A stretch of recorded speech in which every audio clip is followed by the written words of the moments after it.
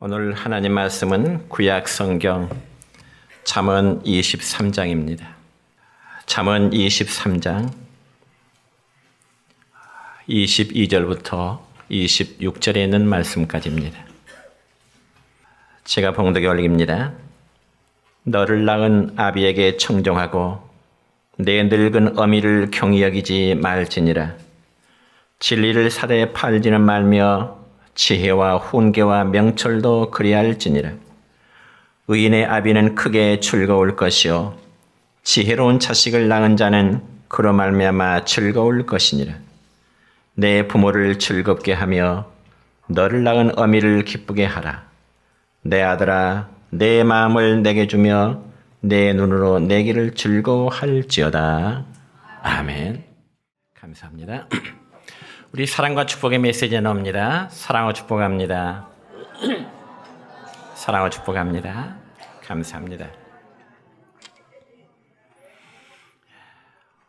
오늘은 구약 성경 잠언 23장 22절부터 26절에 있는 말씀을 중심해서 부모를 즐겁게 하라고 하는 제목으로 말씀을 선포하고자 합니다. 여러분, 오늘은 가정의 달 두 번째 주일인 어버이 주일입니다. 저는 지금까지 목회하면서 1년 중 가장 설교하기 힘든 주일은 바로 오늘 어버이 주일입니다. 왜냐하면 어버이 주일에는 당연히 부모님을 잘 섬기라고 하는 그런 설교를 해야 되는데 제 자신이 그렇지 못하기 때문에 하나님 앞에서는 두려운 마음이고요. 또 저로서는 홀로 계신 어머니에게는 정말 죄송한 마음이고요.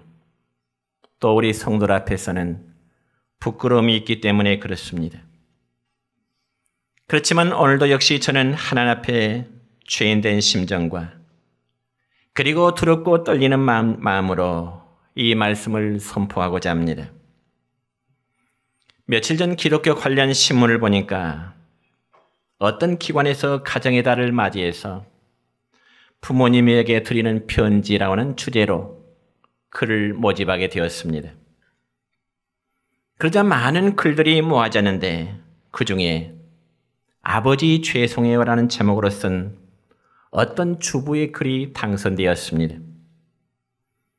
그런데 그 글의 내용을 간단히 소개하면 이렇습니다. 그 주부의 아버지는 후천적으로 병을 앓다가 도중에 허리를 펼 수 없는 꼽추가 되고 말았습니다. 그리고 그 딸은 장성에서 사랑하는 사람을 만나 이제 결혼을 앞두고 있었습니다.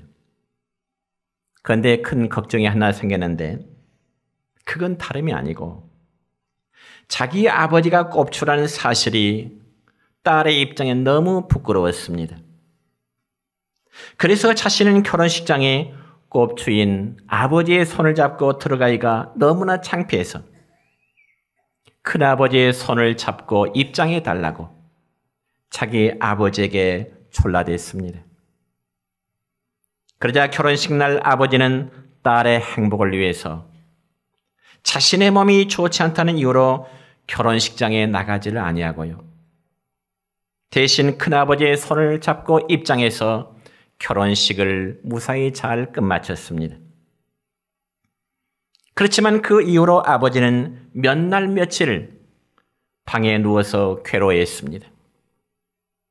둘도 아닌 애동딸 하나의 결혼식을 당신의 손을 잡고 입장시켜주지 못하는 자신의 모습, 굉장히 괴로워했습니다. 그리고 결혼한 지 한 두세 달 지나니까 결혼한 딸이 임신을 해서 그리고 입덧을 한다고는 소식을 전해 들었습니다. 그러자 아버지는 평소에 딸이 좋아하던 장아찌가 먹고 싶다는 그 말을 들었습니다.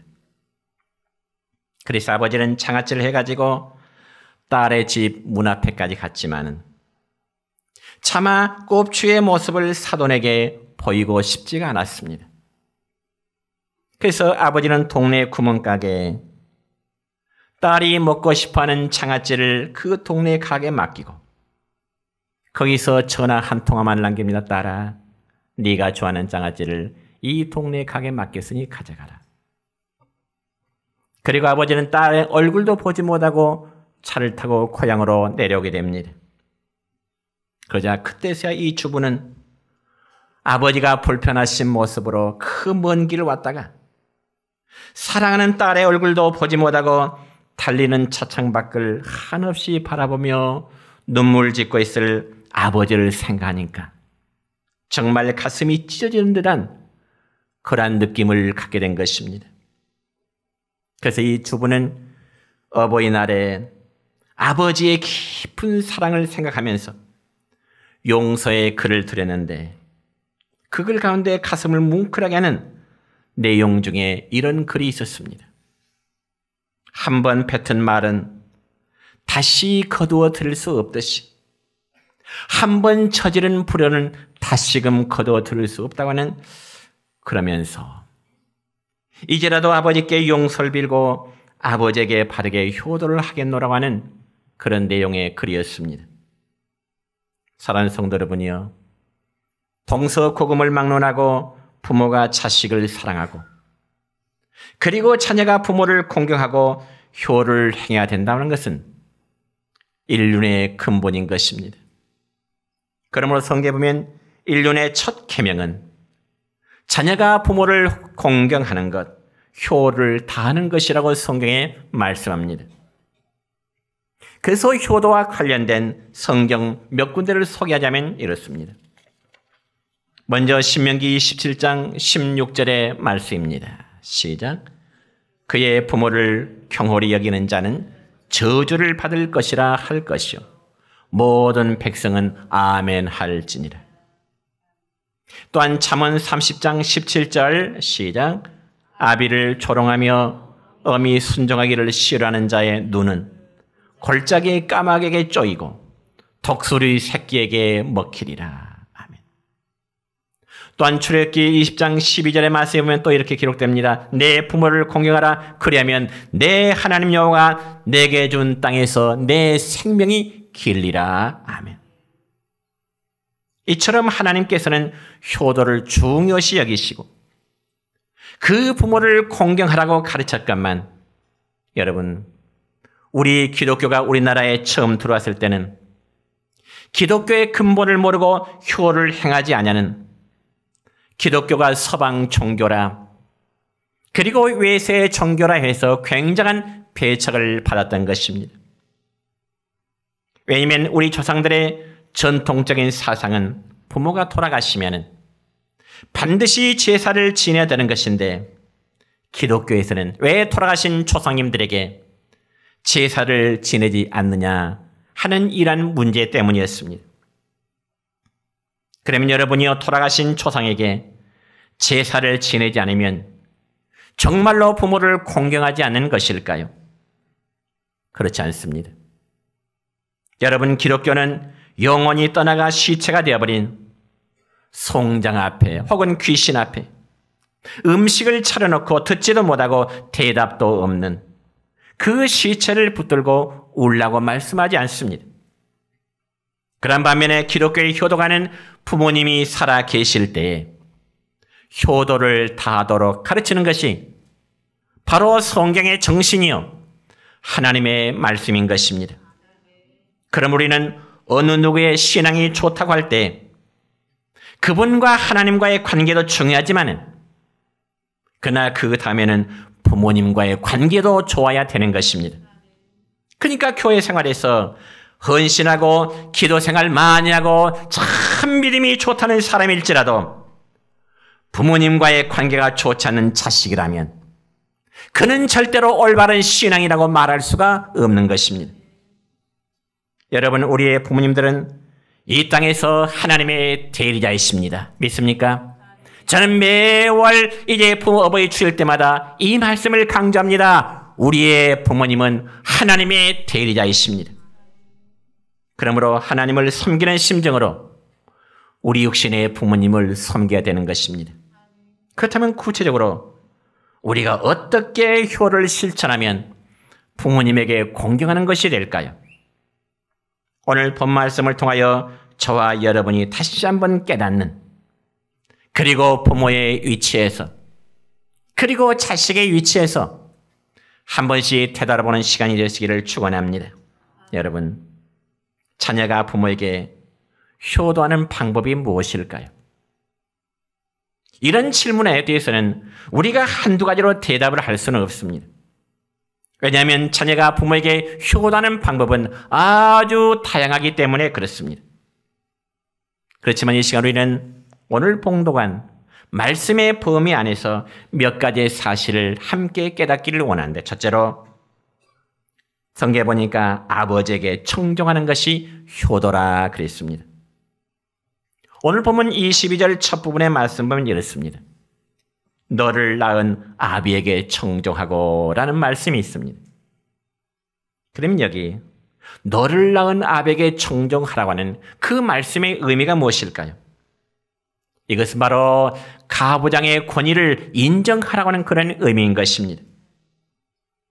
물론 자식을 실제로 낳는 분은 어머니입니다. 그런데 성경 말씀에 보면 너 낳은 어머니에게 순종하라 그렇게 말씀하심이 아니고 너 낳은 아버지에게 순종하라고 그렇게 말씀하십니다. 그러면 여자는 누가 낳았을까요? 그것은 바로 아담인 남자에게서 나왔습니다. 그래서 성경에 보면 남자는 여자의 머리라고 말씀하고요. 아브라함의 아내 사라도 자기의 남편 아브라함을 부를 때 나의 주여, 나의 주님 그렇게 불렀습니다. 그러니까 남편을 자기의 주인으로 인정했다는 말입니다. 사랑하는 성도 여러분이요, 어느 가정이나 그 가정이 잘 되고 가정의 질서가 유지되려고 하면 아버지의 권위가 서야 되고 그리고 반드시 남편의 권위가 서야 되는 것입니다. 그럼에도 가정에서 아버지의 권위가 상실되고 또 아내가 남편의 권위를 무시할 때 그 가정은 절대로 행복할 수가 없는 것입니다. 가정에서 권위를 잃고 무시당하는 아버지와 남편이 어디에서 감히 길을 펼 수가 있겠습니까? 그래서 아버지의 권위와 남편의 권위가 지켜지는 가정이 성경적인 가정이고요. 그런 가정이 행복할 줄로 믿습니다. 그게 바로 하나님께서 가정을 창조하신 창조의 목적이기도 하는 것입니다. 특히 오늘은 어버이 주일이기에 부모님이 생존해 계시는 자녀분들에게 다시 한번 권면합니다. 가정에서 아버지의 권위를 인정하며 순종하시기를 축원합니다. 그리고 너를 낳은 아비에게 청종하라는 것은 아버지의 말씀을 들은 것으로만 끝나서는 안 되고 그 다음에는 순종하라고 하는 의미가 있습니다. 여러분 신약성경 마태복음 21장 28절 이하에 보면은 이런 비유적인 말씀이 있습니다. 어떤 사람에게 두 아들이 있었습니다. 그런데 어느 날 아버지는 큰아들에게 이르기를 애야, 너 오늘 저 포도원에 들어가서 일 좀 해라. 이런 아버지의 말씀을 들은 큰아들은 주저하지 않고 대답하기를 예 아버지, 아버지의 말씀대로 제가 포도원에 들어가서 일을 할게요. 그런데 아버지에게는 포도원에 들어가서 일을 하겠다고 하였지만 생각해 보니까 날도 더울 것 같고 또 힘도 들 것 같아서 포도원에 들어가지를 않았습니다. 그렇지만 아버지가 생각할 때는 그래도 큰아들이니 순종하고 포도원에서 일을 열심히 하고 있겠지. 마음속에 흐뭇함과 기쁨을 가지고 있었습니다. 그리고 그 다음에 둘째 아들을 불러서 애야, 지금 너의 형이 포도원에서 열심히 땀을 흘리면서 일을 하고 있을 것이니 네가 가서 형 좀 도와줘라. 그러나 둘째 아들의 대답은 단호하게 아니요, 하기 싫어요. 거부했습니다. 그리고 난 후 둘째 아들은 가만히 생각해 보니까 아버지의 말씀 앞에 싫다고 거절했던 것이 너무나 죄송스럽고 또한 홀로 일하고 있을 형을 도와야겠다는 생각으로 포도원에 가서 일을 하기 위해서 떠나게 되는 것입니다. 그렇다면 사랑하는 성도 여러분이요, 이 두 아들 중에 아버지의 말씀에 순종한 아들은 과연 어떤 아들일까요? 큰아들일까요? 둘째 아들일까요? 물론 큰아들은 가겠노라고 대답은 잘했지만 가지 않았기 때문에 큰아들은 아버지의 말씀에 순종하지 아니하는 아들이었습니다. 그리고 둘째 아들은 어차피 갈 거면 처음부터 예 하고 순종하고 갔으면 얼마나 좋겠습니까마는 둘째 아들 역시 아버지의 속을 팍팍 긁어놓은 다음에 아버지 싫어요. 아버지의 마음을 상해 한 다음에 그때야 포도원에 일어갔으니 아버지의 마음이 기쁘겠습니까? 그러면 결과적으로 엄밀히 따지면 두 아들 다 아버지 앞에 순종하는 아들은 아니었습니다. 사랑하는 성도 여러분이요, 특별히 자녀된 우리의 모든 성도 여러분이요, 우리가 마땅히 자녀의 도리를 해야 한다면 부모님의 속을 팍팍 긁고 나서 하지 말고, 부모의 마음을 아프게 한 다음에 하지 말고 차원에서 순종함을 하시기를 축원합니다. 여러분, 에베소 6장 1절의 말씀 보면 이런 말씀이 있습니다. 시작. 자녀들아, 주 안에서 너희 부모에게 순종하라. 이것이 옳으니라. 아멘. 그런데 우리는 여기서 분명히 한 가지 짚고 넘어가야 될 문제가 있습니다. 그게 무엇인가 아니에요. 부모가 자녀에게, 얘야, 너 예수 믿지 마. 그리고 이제부터는 교회 그만 가. 그러면 부모로부터 신앙을 포기하라는 이런 말씀 앞에서도 우리가 순종해야 될까요? 그럴 수는 없습니다. 그렇다면 믿지 않는 부모님 앞에 자신의 신앙을 잃어버리지 않도록 하기 위해서는 어떻게 해야 될까요? 답은 너무나 자명합니다. 평소에 잘해야 됩니다. 어떻게 해요? 일단은 부모님 말씀을 잘 들어드리는 것이죠. 여러분, 특별히 어리석은 자녀들은요, 연세 드신 부모님들의 말씀을 잔소리로 여기는 경향들이 참 많습니다.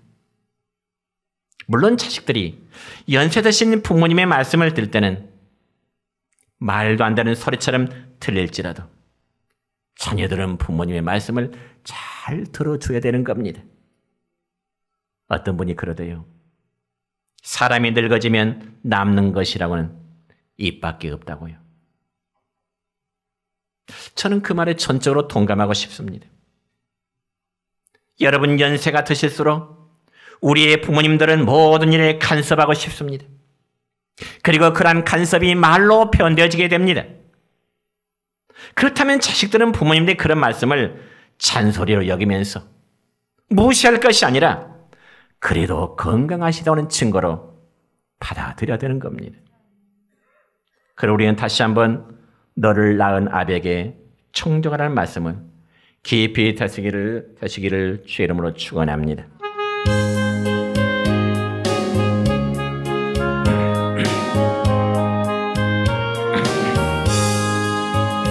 나의 사랑하는 책 비록 헤어졌으나 어머님의 무릎 위에 앉아서 재미있게 듣던 말 그때 일을 지금도 내가 잊지 않고 기억합니다.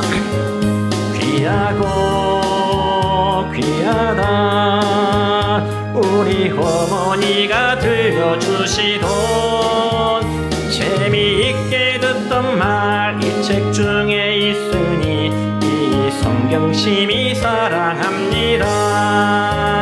옛날 용맹스럽던 다니엘의 경험과 유대 임금 다윗왕의 역사와 주의 선지 엘리야 바람 타고 하늘에 올라가던 일을 기억합니다.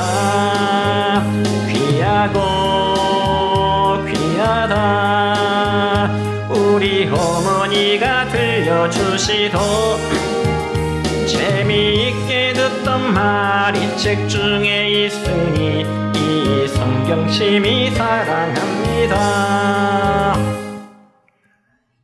두 번째는 어머니를 경히 여기지 말라고 성경에 말씀합니다.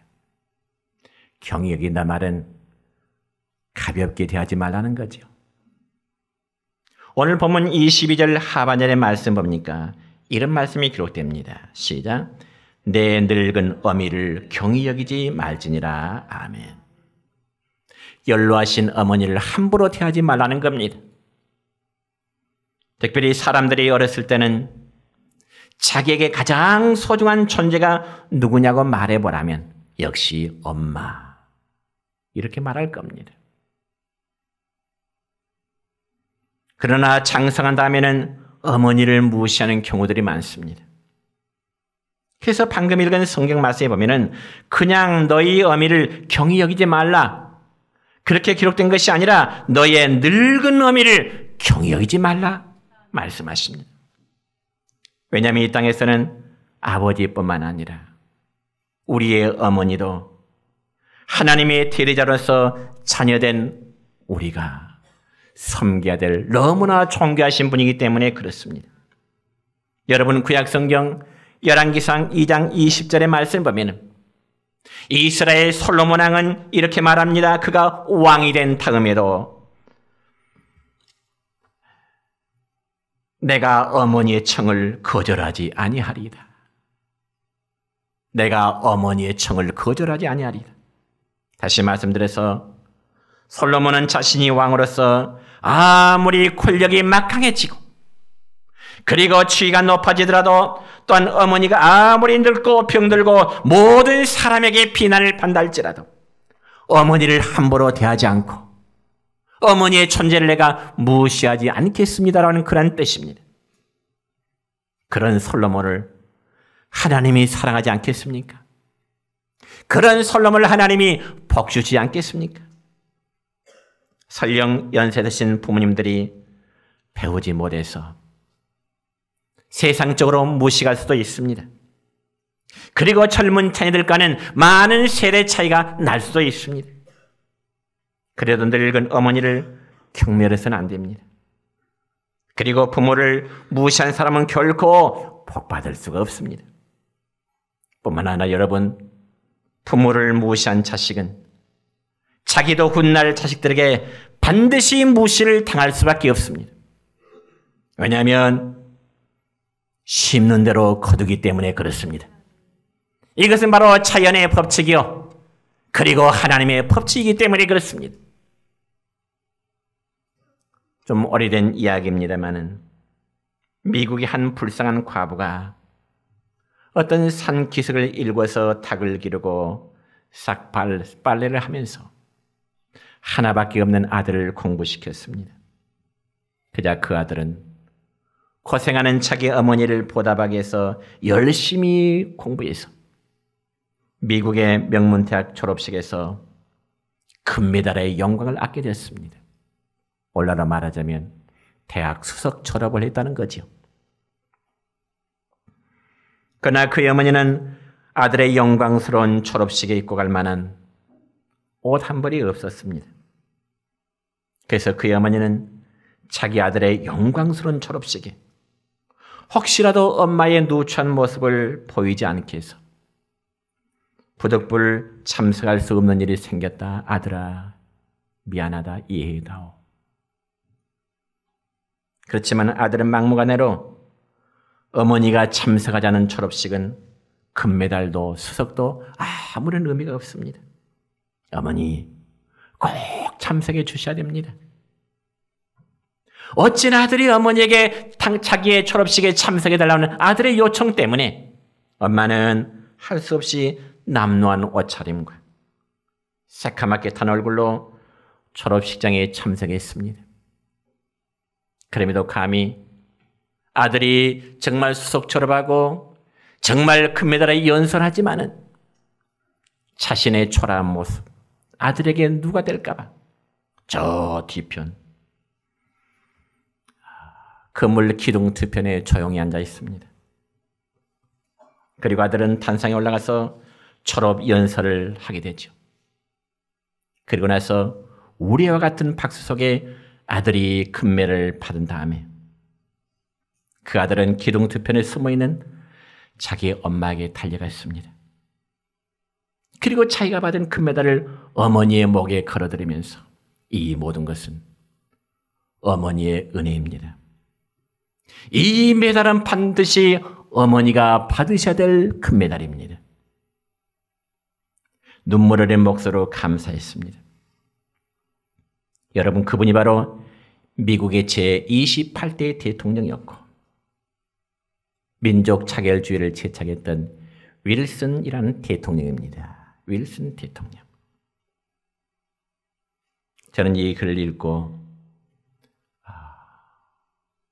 눈물이 나올 수밖에 없었습니다. 성도 여러분, 이처럼 훌륭하고 크게 될 사람일수록 자기 어머니를 두고두고 존경하고 잊지 않는 사람일 줄로 믿습니다. 지금으로부터 꼭 31년 전입니다. 그러니까 1988년 12월 7일에 그러니까 구소련 남부 지역인 아르메니아에서는 대지진이 발생했습니다. 관동 대지진 이후로 최대 지진이라 그렇게 말하고 있는데요. 그런데 그 대지진 사건 때 아주 감동적인 이야기가 하나 있습니다. 여러분, 무너진 콘크리트 터미 속에서 4살 밖의 딸을 안고 있는 한 어머니가 지진 발생 14일 만에 발견됐는데 모녀가 함께 산 채로 발견되었습니다. 그런데 여러분, 보통 성인은 음식이 끊어져도 자체 내의 수분과 그리고 단백질로 인해서 보통 10일 정도는 체력을 유지할 수 있다고 합니다. 그러나 대부분 아이들은 3일 정도밖에 아무것도 먹지 않은 상태에서는 3일 정도밖에 견디지를 못한다는 거죠. 그러면 어떻게 해서 그 아이가 생존 가능성의 5배가 되는 무려 14일 동안을 죽지 않고 엄마와 함께 살아 있었을까요? 그건 바로 아이를 안고 있는 엄마의 희생과 사랑 때문이었습니다. 다시 말씀드려 엄마는 아이를 살리기 위해서 허물어진 잔해 속에서 유리 조각으로 자기의 손가락을 커가지고 자신의 피로 어린 아이에게, 딸에게 수분을 공급해 주었습니다. 어린아이는 엄마의 손가락에 나오는 피를 빨면서 수분을 공급받은 거죠. 여러분 한번 상상해 보세요. 자신의 10손가락을 찔러서 흐르는 피로 아이를 살리는 그 모성이 정말 위대한 사랑이 되지 않겠습니까? 그것을 보고 구조자들의 마음을 뭉클하게 했다는 기사가 있습니다. 그래서 구조대가 아이와 어머니를 구조했을 때는 어머니의 10손가락은 하나도 상한 데가 없는 그러한 모습이더랍니다. 이 세상에 이처럼 헌신적인 사랑이 어디에 있겠습니까? 누가 어머니의 사랑을 대신할 수 있겠습니까? 그런데 어찌해서 낳고 기르신 어머니를 함부로 대하고 경히 여기서야 되겠느냐 그 말이에요. 성도 여러분요, 연세가 되신 노인분들은 이미 70세 이상이 되면요, 뇌 세포가 약 60% 이상이 기능을 제대로 발휘하지 못한다고 합니다. 70세가 넘으면 뇌 세포가 60% 이상이 제대로 기능을 못한다고 그래요. 그래서 말이 많아지게 되고요, 설상가상으로 그중에 의미 없는 말이 많아서 자녀들과 잘 소통이 되지 않는 경우들이 많습니다. 그렇다고 해서 자녀들 자들이 연세 드신 어머니를 함부로 경히 여기시지 말라고 성경은 말씀합니다. 세 번째는 부모를 즐겁게 하라고 말씀합니다. 부모를 즐겁게 해드리는 것. 본문 25절 말씀입니다. 시작. 내 부모를 즐겁게 하며 너를 낳은 어미를 기쁘게 하라. 아멘. 성도 여러분, 효도의 본질적인 문제는 어찌하든 이 부모님을 즐겁게 해드리는 겁니다.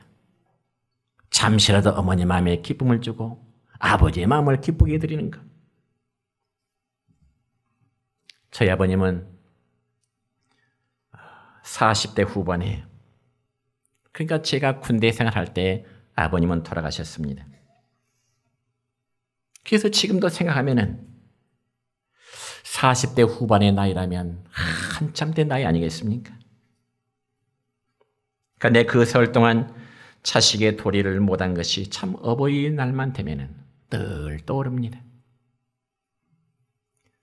철부지했을 때는 부모를 기쁘게 하지 못했고, 부모를 기쁘게 해줄 만큼 좀 틈이 되니까 이미 돌아가신 후입니다. 성도 여러분이요, 우리 모두가 부모님을 기쁘시게 해드리는 진정한 효도가 무엇일까요? 다시금 성경으로 돌아보면은 첫째는 자식들이 의롭게 사는 것입니다. 자식들이 의롭게 사는 것.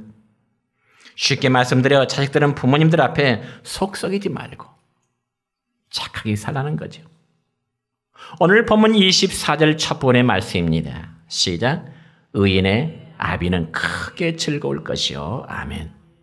그러니까 여러분, 비록 세상적인 출세는 하지 못했다 할지라도 의롭게 사는 것이, 즉 착하게 사는 것이, 남에게 욕먹지 않고 남을 해롭게 하지 않고 정직하게 사는 것이 부모님을 즐겁게 해드리는 것이라는 겁니다. 그와는 반대로 불의한 방법으로 많은 돈을 모아서 호의호식하면서 죄를 짓고 사는 것은 부모님 앞에 죄가 된다는 것입니다. 불의가 된다는 겁니다. 여러분, 잠언 16장 8절의 말씀 보면 이렇습니다. 시작. 적은 소득이 공의를 겸하면 많은 소득이 불의를 겸한 것보다 나으니라. 아멘. 여러분은 부정하고 더러운 많은 소득보다는 비록 작은 수입일지라도 그것이 내 자신의 땀 흘림의 대가로 의롭게 떳떳하게 벌어진 돈이라면 그게 더 아름답다는 겁니다. 부정한 돈에 많은 것보다는 내가 땀 흘리면서 수고를 퍼들인 작은 돈이 더 가치 있고 더 귀중하다고 말합니다. 그러므로 부모를 참으로 기쁘게 해드리는 자녀는 무엇보다 정직하고 정의롭게 세상을 살아가야 된다는 말씀입니다. 여러분, 잠언 23장 16절의 말씀입니다. 시작. 만일 내 입술이 정직을 말하면 내 속이 유쾌하리라. 아멘. 자식을 바라는 부모의 마음은요, 어찌하니 자식들이 정직하게 생각하고 정직하게 말하고 정직하게 살아가는 것을 우리의 부모님들은 바라게 되는 겁니다. 그리고 두 번째로는 지혜롭게 사는 것입니다. 오늘 24절 하반절의 말씀입니다. 시작. 지혜로운 자식을 낳은 자는 그로 말미암아 즐거울 것이니라. 아멘. 지혜로운 자식을 낳는 자, 자식들이 지혜롭게 생각하고 행동하고 살아가는 것을 볼 때 부모는 기뻐하다, 그 말이죠. 그래서 잠언 29장 3절 말씀입니다. 시작. 지혜를 사모하는 자는 아비를 즐겁게 하여도 창기와 사귀는 자는 재물을 잃느니라. 아멘. 이런 말씀 보면은 우리 성도는 사악한 세상에 살면서 지혜롭게 살아야 우리 육신의 부모들의 마음속에 누구를 끼치지 않는 그러한 모습인 것입니다. 사실 사람은 지혜롭지 못하여 위험한 것을 깨닫지 못하여 때로는 어떤 일에 망하기도 하고 또 지혜롭지 못하여 남에게 속기도 하고 지혜롭지 못한 것 때문에 자신의 건강을 해치게 되기도 합니다. 또 때로는 지혜가 부족하여 악인의 꾀를 따르기도 하고요. 때로는 마귀의 올무에 걸려 넘어지기도 합니다. 그래서 모든 행위들인 육신의 부모님 마음에 아픔을 주게 되는 거죠. 그러면 진정한 지혜는 어디서 오게 되는 것일까요? 잠언 9장 10절입니다. 시작. 여호와를 경외하는 것이 지혜의 근본이요 거룩하신 자를 아는 것이 명철이니라. 아멘. 말씀했습니다. 사랑하는 성도 여러분이요, 참으로 지혜로운 자가 되어서 하나님을 바로 경외하고 또 우리 육신의 부모에게 효를 다함으로 기쁨을 드리는, 그리고 부모님은 위로함 받으시고 자들은 순종하는 저를 포함한 우리 모두의 시기를 주님의 이름으로 축원합니다.